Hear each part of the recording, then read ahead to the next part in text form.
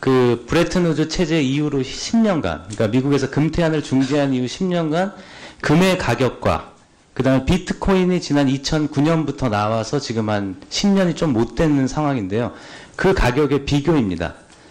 그래서 제가 강조드리고 싶은 것들은 그렇습니다. 도박장이 되고 있고 과열돼서 우려스럽다면 그 시장을 제대로 된 시장으로 만들려는 노력이 필요합니다.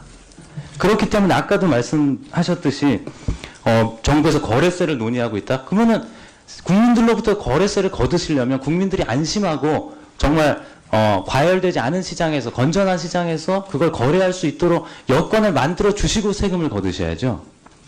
지금 미국에서 오늘 엊그제 난 보도입니다만 미국의 IRS 국세청에서 그 미국의 비트코인 암호화폐 거래소인 코인베이스에게 국세 자료를 요청을 했습니다.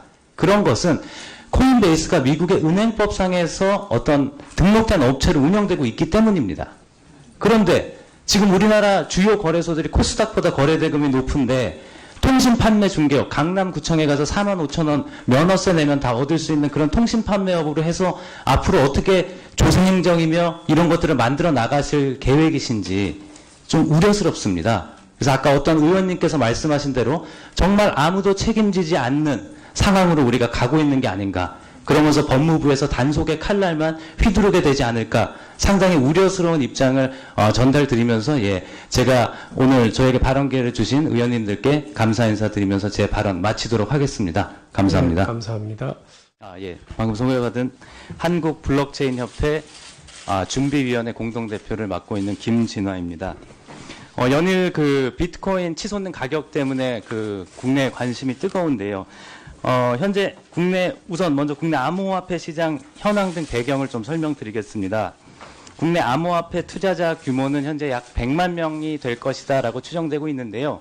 이 근거는 현재 은행을 통해서 가상 계좌를 통해서 금전과 가상 암호화폐 간의 이제 교환이 일어나고 있는데 은행이 발급한 가상 계좌의 활성화된 수치를 보면 한 100만 개 정도 된다. 뭐 이런 우리가 추정치를 얻을 수가 있습니다. 그리고 하루 거래 대금이 한 1조에서 6조 원 정도 규모가 되고 있고요. 그래서 어떤 날은 코스닥의 거래 대금 규모보다 더 그것을 초과하는 그런 날도 있을 정도입니다. 그리고 비트코인 등 주요 암호화폐가 지금 한 900여 종 정도 전 세계적으로 거래가 되고 있고 한국에서는 한 10여 종 정도 거래가 되고 있는데요. 주요 암호화폐의 시가총액이 300조 원, 우리 돈으로 환산하면 300조 원을 돌파한 상황입니다. 그리고 암호화폐를 사칭하는 그 유사 코인들, 그다음에 사기 불법 다단계 같은 것들이 큰 사회적인 문제가 되고 있습니다.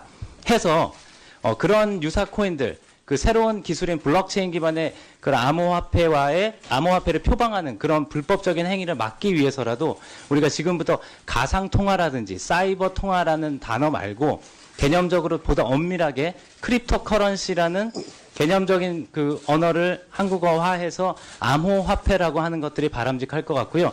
중앙일보 등 일부 언론에서도 암호화폐로 통일하기 시작했습니다. 그래서 무슨 두바이의 왕자가 발행했다든지 그런 발행 주체가 있고 블록체인 기반에 기반하지 않은 그런 불법 다단계 유사수신 행위에 준하는 그런 불법 코인들과 기술적으로 개념적으로 구분해서 국민들에게 혼동이 되지 않도록 그렇게 할 필요가 있겠다라고 제안을 드립니다. 그래서 암호화폐는 말씀드린 대로 블록체인, 즉 분산 원장 기술에 기반하고 알고리즘에 근거해서 발행이 되는 것이지 어떤 특정 회사라든지 특정 기업이 특정 주체들이 임의대로 발행하는 것과는 거리가 멉니다. 그리고 모든 소스 코드를 공개해야 되는 오픈 소스의 규칙을 따르며 특히나 유사수신 행위처럼 미래의 수익, 원금, 이자 등을 보장하거나 약속하지 않는다라는 특징을 갖고 있습니다. 암호화폐를 취급하는 거래소 등의 사고도 이어지고 있어서 우려가 되고 있는데요. 지금 이제 적당한 제도적인 틀거리가 없어서 책임을 묻기도 어려운 그런 상황입니다. 그래서 그 피해가 소비자에게 고스란히 이어지고 있습니다. 관련해서 이제 금융위와 정부 합동 TF의 규제 방향의 문제점을 몇 가지 지적드리고자 합니다. 일단 두 가지로 정부 규제안이 지금 나타나고 있는데 가시화되고 있습니다. 첫 번째가 ICO, 즉 신규 코인 발행을 전면 금지하겠다라는 것이고요. 또 하나는 암호화폐를 일단 유사수신 행위로 규정을 하고 예외적으로만 허용하겠다. 이것이 두 개의 큰 골자입니다. ICO 관련해서는 이미 유수 해외 언론에서 이것이 전면 금지라는 것들이 굉장히 무리수다 이렇게 국내외에서 여론이 형성된 바 있어서 제가 크게 이 부분은 말씀드리지 않고요. 유사수신 행위로 암호화폐를 규정하는 것의 위험성에 대해서 좀 강조드리고 싶은데요. 지금 한국의 법률상 유사수신 행위에 대한 법률을 보면 유사수신 행위가 이렇게 4가지로 규정되어 있는데 이 4가지 행위 자체는 모두 원금이라든지 이자 수익이라든지 아니면 특정한 수익 보장을 약정하고 있습니다. 그러나 여러분 아시다시피 암호화폐는 아무것도 약정하지 않고 모든 것들이 투자자의 책임이라고 이야기하고 있는 바 지금 정부합동 TF에서 내놓은 주요한 기조인 유사수신 행위로 암호화폐를 규정하는 것은 굉장히 무리한 규정이며 정부가 힘차게 추진하고 있는 혁신성장이라든지 4차 산업혁명에 역행하는 것이다. 그렇게 저희 업계에서는 보고 있고 많은 전문가들 또한 그렇게 지적하고 있습니다. 유럽 중앙은행 또한 2013년에 발행한 보고서를 통해서 영어로 말하면 폰지 스킴이라고 하는 그런 유사수신 행위와 암호화폐는 관련이 없다 이렇게 지적하고 있습니다. 해외 규제 현황에 앞서서 제가 좀 시간이 많지 않다 보니까 해외 여러 나라에서 이제 규제가 다양하게 이루어지고 있는데요. 한국에서도 추진되고 있는 자율 규제가 이루어지고 있는 두 국가 중심으로 말씀을 드리겠습니다. 스위스는 여러분 아시다시피 아까 ICO가 나왔는데요. 스위스의 이제 주크주가 ICO를 하는 다양한 전 세계 국가들이 여기다 파운데이션을 만들면서 크립토 밸리, 실리콘 밸리에서 약간 바꿔서 그런 식으로 이제 스위스가 이제 예전에 은행이라든지 시계 산업 이외에 암호화폐 산업이 굉장히 중흥기를 맞고 있는데요. 그 배경에는 스위스 정부가 굉장히 유연한 암호화폐 정책을, 민간화폐 정책을 취하고 있으며 또한 그러한 기존의 법률들이 시대상과 좀 맞지 않거나 약간 한계를 가질 수 있기 때문에 자율 규제와 정부 규제를 병행하고 있습니다. 그래서 한국의 암호화폐 거래소 그 취급업자들에 해당하는 스위스 업체들은 정부 규율을 받거나 아니면은 자율규제 기구에 참여하는 식으로 해서 선택적으로 이렇게 사업을 하면서 규율을 받도록 그렇게 사회화되고 있습니다. 이웃나라 일본 같은 경우는 2016년 4월, 지난해 4월 자금결제법을 개정해서 이 암호화폐를 제도화했고요. 올해부터 그것이 이제 시행에 들어갔고 지금 시범 운영하고 있는 와중에도 일본의 저희 같은 이제 암호화폐 사업자 협회가 자율규제안을 현재 만들고 있는 등 정부 규제가 나오더라도 자율규제가 필요하다. 워낙 빠르게 발전하고 변화하는 분야여서 그런 식으로 투트랙 전략으로 가고 있는 상황입니다. 예. 지금 한국에서 추진하고 있는 자율규제 추진, 저희 업계에서 추진하고 있는 현황을 말씀드리겠습니다. 저희 블록체인 협회 준비위원회는 지금 한국의 주요 암호화폐 거래소들을 포함해서 한 30여 개 기술 업체들이 같이 참여를 하고 있고요. 정부합동 TF가 자율규제를 권장함에 따라서 저희는 이제 자율규제안을 지금 마련 중에 있고요. 거의 이제 초안이 나와서 은행권과 은행권의 의견을 받고 있습니다. 그래서 은행권이 중요한 이유는 은행권이 이제 금전에 대한 아까 말씀드렸듯이 가상계좌라든지 이런 것들에 대해서 나름의 건전성 심사를 하는 것과 동시에 업계 자율규제안을 준수하는 것을 하나의 기준으로 삼고자 하고 있습니다. 그래서 저희가 마련 중인 자율규제안에는 이제 회원의 자율규제와 관련된 업무 규정, 그다음에 제재 및 분쟁 규정, 조정 규정 등이 담겨 있고요. 업무 규정 관련해서는 암호화폐 이용자 보호 등에 관한 규정, 거래소의 금전 및 암호화폐 보관 및 관리 규정, 즉 거래소가 임의대로 고객의 암호화폐나 금전을 가지고 임의대로 할 수 없게 만드는 그런 안전장치를 두는 것입니다. 또한 거래소가 막대한 양의 이용자들이 위탁한 암호화폐를 관리함에 있어서 올바른 프라이빗 키, 올바른 비밀키, 암호키 관리 방식을 따르도록 그런 세세한 규정들을 만들어가고 있습니다. 그래서 이용자들을 보호하고 시장의 건전한 질서, 그래서 아까도 말씀드렸지만 굉장히 부정적인 모습들도 많은데 그런 것들을 제어하면서도 이 산업의 발전을 도모할 수 있는 그런 합리적인 자율규제안을 만들고 있고요. 지금 기존에 한 10개 정도의 암호화폐 거래소들이 영업 성업 중에 있는데요. 지금 현재도 한 카카오를 비롯해서 많은 기업들이 준비 중에 있습니다. 그래서 30여 개의 거래소들이 더 생길 것이라고 전망을 하고 있고요.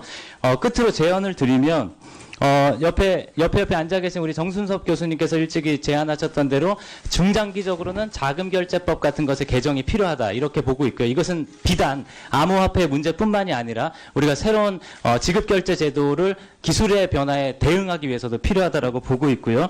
단기적으로는 일본처럼 우리 박용진 의원께서 발의하신 안과 함께 자율규제안을 병용하는 것이 현 시점에서 가장 합리적이고 우리가 잠재력과 함께 사회적 안정성을 도모할 수 있는 그런 길이다라고 말씀을 드리고 싶습니다. 예, 이상입니다.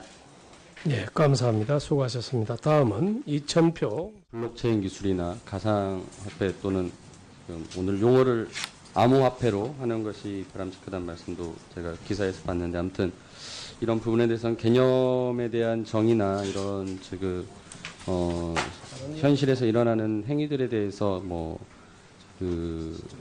일단 숙지하는 거의 단계 정도라고 생각합니다. 그래서 깊은 어떤 질문을 드리기는 어려울 것 같고, 다만 이제 제가 우리 김진아 대표님께 하나만 좀 여쭤보겠습니다.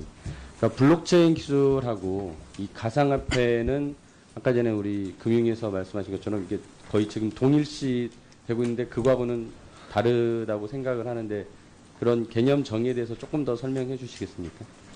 예, 예전부터 금융위에서 암호화폐와 블록체인을 마치 굉장히 이제 두부모 자르듯이 명백하게 나눌 수 있는 것이라고 자꾸 판단을 하고 있는데, 그래서 블록체인은 육성과 이런 걸로 가고 암호화폐는 지금 법무부가 중심이 돼서 거의 잡겠다, 단속하겠다 이 정도 수준인 것 같은데, 기술이 그렇게 간단하지가 않습니다. 예컨대 블록체인은 퍼블릭 블록체인과 프라이빗 블록체인이 있고요.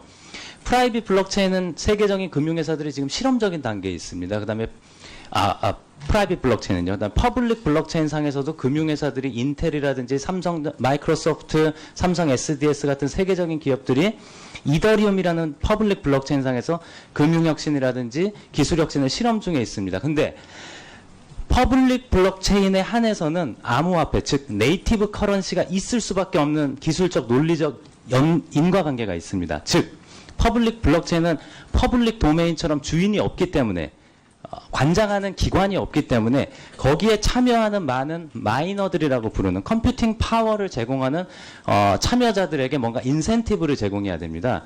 그 인센티브를 예컨대 삼성전자나 마이크로소프트가 우리가 다 내겠다 이러면은 프라이빗 블록체인이 되는 거고요. 분산의 효과가 없어지는 거죠. 종속되는 거고, 한 회사에. 퍼블릭 블록체인이 혁신적인 것은 그런 인센티브 제도가 분산되어 있기 때문인데, 그런 인센티브를 한 기관이 부담하는 것이 아니라 그 블록체인 상에서 발행된 네이티브 코인으로 주겠다라는 그런 독특한 경제 구조를 갖고 있습니다.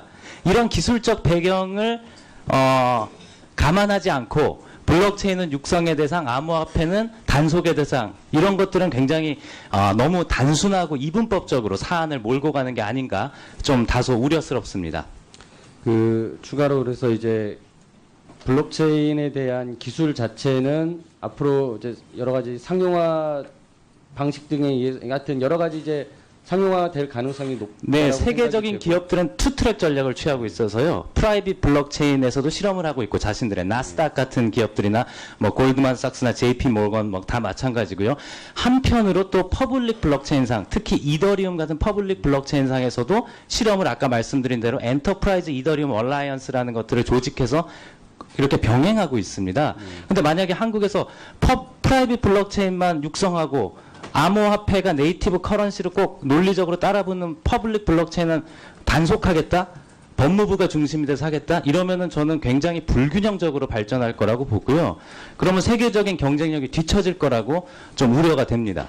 그러면은 지금 이제 암호화폐에서 지금 발생하는 여러 가지 범죄에 사용되거나 또는 지금 거래에서 너무 급등하고 이런 유동성이 커서 또 투자자들의 피해가 우려되거나 하는 부분에 대해서는 혹시 어떠한 제도적인 보완이 필요하다고? 네, 과열돼 있고 굉장히 많은 지금 불순한 행위들이 있다라고 저도 인정을 하고 있고, 그래서 업계에서도 2년 전부터 금융위에 적절한 제도적인 장치, 규제가 필요하다고, 오히려 규제를 없애달라는 게 아니라 이 분야에서는 적절한 규제를 해달라. 공신력 같은 거 부여하지 않으셔도 되니까 기존에 있는 유사수신 행위라든지 다단계 판매, 불법 금융 다단계를 막기 위한 것들을 강력한 조치들을 취하시고, 그리고 적절한 등록제든 인가제든 해가지고 시장에 건전한 사업자들은 제발 제대로 사업할 수 있게 하고 소비자 보호할 수 있게 해달라고 말씀드려왔는데, 그것이 공신력이 저는 부여되는 건지 뭔지 모르겠습니다. 그러니까 지금 단계에서 비트코인이나 이런 암호화폐를 정부가 공신력을 부여한다든지 그럴 필요는 전혀 없습니다.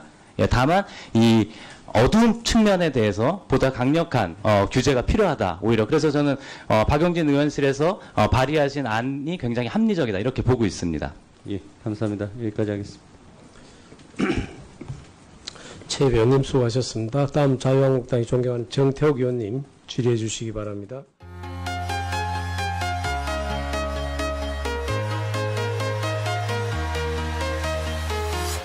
I'm walking alone, the streets are empty. The only thing I can see is my own silhouette.